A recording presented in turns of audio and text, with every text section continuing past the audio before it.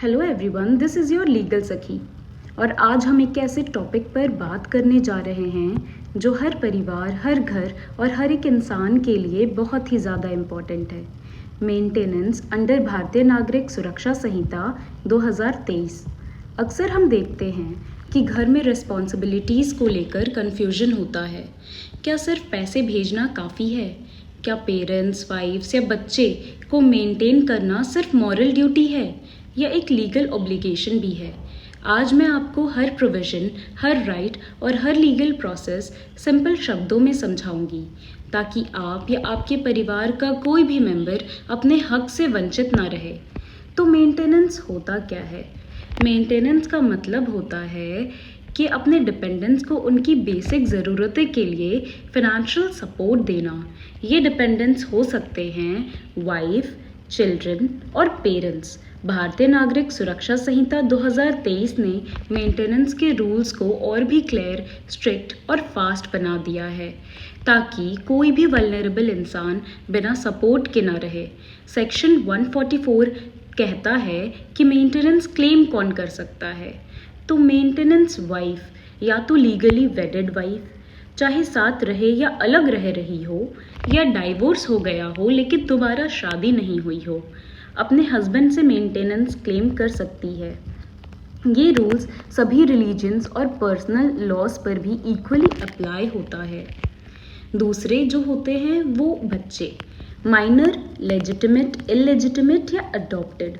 अगर कोई अडल्ट बच्चा फिजिकली या मेंटली डिसेबल्ड है और अपने आप को मेंटेन नहीं कर सकता तो पेरेंट्स को उनका ख्याल रखना होगा। अनमैरिड बेटी भी मेंटेनेंस क्लेम कर सकती है जब तक वो शादी नहीं करती या खुद कमा नहीं सकती। और पेरेंट्स, बायोलॉजिकल पेरेंट्स या अडॉप्टिव पेरेंट्स, अगर वो अपने आप को मेंटेन नहीं कर सकते तो किसी भी बच्चे, चाहे वो बेटा हो या बेटी, उनका ये राइट है कि वो दोनों से मेंटेनेंस क्लेम कर सकते हैं। यानी ये इक्वली बेटे और बेटी दोनों पे अप्लाई होता है। तो पेरेंट्स अपने बच्चों से मेंटेनेंस क्लेम कर सकते हैं। और एलिजिबिलिटी या कंडीशंस क्या है? तो एलिजिबिलिटी ये है कि जिससे मेंटेनेंस मांगा जा रहा है उसके पास सफिशिएंट मीन्स होने चाहिए। डिपेंडेंट को ये प्रूव करना होगा कि वो अपने आप को मेंटेन नहीं कर सकता। नेग्लेक्ट या रिफ्यूज़ल होना ज़रूरी है, तभी क्लेम वैलिड है। यानी अगर आपने अपने बच्चे से मेंटेनेंस मांगा और उन्होंने नेग्लेक्ट कर दिया या देने से इनकार कर दिया, तभी आप मेंटेनेंस क्लेम कर सकते हैं। मेंटेनेंस में क्या क्या आता है? तो मेंटेनेंस का मतलब है खाना, कपड़ा, मकान, एजुकेशन, हेल्थ केयर और बेसिक ज़रूरतें। मतलब ये तो सब जानते हैं, रोटी, कपड़ा, मकान, लेकिन साथ ही साथ एजुकेशन, हेल्थ केयर और बेसिक ज़रूरतें भी आती है। इंटरिम मेंटेनेंस और इमरजेंसी रिलीफ क्या होता है? तो इंटरिम मेंटेनेंस वो होता है जो कोर्ट फाइनल ऑर्डर पास करने से पहले इंटरिम मेंटेनेंस के तौर पे, यानी कि आपको वो प्रोवाइड कर देती है। केस चल रहा हो तो कोर्ट तुरंत इंटरिम मेंटेनेंस भी दे सकती है ताकि डिपेंडेंट्स को फिनेंशियल प्रॉब्लम ना हो। मतलब फाइनल मेंटेनेंस से पहले जो मेंटेनेंस दिया जाता है उसे इंटरिम मेंटेनेंस बोलते हैं। बीएनएसएस कहता है कि इंटरिम मेंटेनेंस की एप्लीकेशन 60 दिन के अंदर डिसाइड करनी होगी। मतलब अब इंतज़ार कम हो जाएगा। जुरिस्डिक्शन, यानी कि केस कहाँ फाइल करनी होगी? तो डिपेंडेंट जहाँ रहता है या जिससे मेंटेनेंस मांगा जा रहा है या जहाँ पहले साथ रहे थे, किसी भी डिस्ट्रिक्ट कोर्ट में केस फाइल हो सकता है। इसका प्रोसीजर और एविडेंस क्या होगा? तो एविडेंस कोर्ट में सामने लिया जाता है। अगर जिससे मेंटेनेंस मांगा जा रहा है वो कोर्ट नहीं आता तो उसके लॉयर के सामने एविडेंस लिया जा सकता है। अगर कोई जानबूझ के कोर्ट से बच रहा है तो केस एक्स पार्टे डिसाइड हो जाएगा, यानी उसके बिना डिसाइड हो जाएगा। एक्स पार्टे ऑर्डर को वैलिड रीज़न मिलने पर 3 महीने के अंदर सेट असाइड भी किया जा सकता है। ऑल्टरेशन ऑफ मेंटेनेंस, मतलब ऑल्टरेशन कैसे होगी?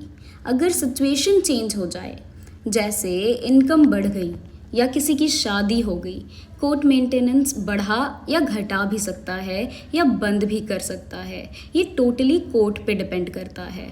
डाइवोर्स्ड वुमेन के स्पेशल प्रोविजंस। अगर डाइवोर्स्ड वुमेन दोबारा शादी कर लेती है तो मेंटेनेंस उस दिन से बंद हो जाता है। अगर उसने एक ही बार में पूरा पैसा ले लिया है कस्टमरी या पर्सनल लॉ के तहत, तो मेंटेनेंस उस दिन से बंद हो जाता है। अगर वुमेन वॉलंटरीली मतलब अपनी खुद की इच्छा से मेंटेनेंस छोड़ देती है तो भी मेंटेनेंस बंद हो जाता है। अगर सिविल कोर्ट ने भी मेंटेनेंस या डाउरी का ऑर्डर दिया है तो जो पैसा बीएनएसएस के तहत मिल चुका है वो एडजस्ट हो जाएगा, यानी डबल पेमेंट नहीं होगी। एनफोर्समेंट एंड पनिशमेंट के जो सेक्शंस हैं वो सेक्शन 147 ऑफ बीएनएसएस है। अगर कोई मेंटेनेंस नहीं देता, कोर्ट फाइन या वारंट इशू कर सकता है। डिफ़ॉल्टर को 1 महीने तक जेल हो सकती है या जब तक पैसा ना दे तब तक। रिकवरी के लिए एप्लीकेशन 1 साल के अंदर फाइल करनी होती है। कोर्ट की ऑर्डर की कॉपी फ्री ऑफ कॉस्ट मिलती है बेनिफिशियरी को। और बीएनएसएस के जो प्रोविजंस है वो फास्ट रिलीफ दिलाने पे भरोसा करते हैं, यानी ये प्रोविजंस बनाए ही इसलिए गए हैं ताकि जो व्यक्ति है उसको फास्ट रिलीफ मिल सके। इंटरिम मेंटेनेंस अब 60 दिन में मिल सकता है। स्ट्रिक्ट एक्शन है, नॉन पेमेंट पे फाइन और जेल दोनों हो सकता है। सबको कवर करता है, सभी religions, divorced wife, disabled, adopted बच्चे और एल्डरली पेरेंट्स। इसकी जो इसका जो मोटिव है ये है फेयरनेस दिलाना। दोनों पार्टीज़ की फ़ाइनेंशियल कंडीशंस देखी जाती है। जेंडर न्यूट्रलिटी, पेरेंट्स चाहे माँ हो या बाप दोनों क्लेम कर सकते हैं। लीगल और इमोशनल क्लैरिटी देता है बीएनएसएस। ये कानून ये नहीं देखता कि आप सिर्फ पैसे भेज रहे हैं या नहीं, या आप फिज़िकली साथ रहते हैं या नहीं। कानून ये देखता है कि जो भी आपकी लीगल ड्यूटी है वो पूरी हो रही है या नहीं। यानी कि फैमिली के अंदर मिसअंडरस्टैंडिंग्स हो सकती है, लेकिन मेंटेनेंस एक लीगल राइट है जो कोर्ट डिसाइड करता है, ना कि सिर्फ पर्सनल ओपिनियन। दोस्तों, भारतीय नागरिक सुरक्षा संहिता 2023 का मकसद है कि हर वल्नरेबल इंसान, चाहे वो पेरेंट्स हो, बच्चे हो या स्पाउस, उनको उनका हक मिले डिग्निटी के साथ। मेंटेनेंस सिर्फ एक पैसे का मामला नहीं है, ये रिस्पेक्ट, केयर और इंसानियत का भी सवाल है। अगर आपको लगता है कि आप या आपके परिवार में किसी को मेंटेनेंस का हक मिलना चाहिए तो कानून आपके साथ है। अपने राइट्स को समझिए और दूसरों को भी अवेयर करिए। अगर ये वीडियो आपको यूज़फुल लगा हो तो लाइक करें, शेयर करें और सब्सक्राइब करें योर लीगल सखी को, ताकि हम मिलकर एक इन्फॉर्म्ड और केयरिंग सोसाइटी बना सकें। ये है कानून, ये है आपका हक। किसी को भी गलत बोलने का मौका मत दीजिए। Thank you for watching. जय हिंद, जय भारत।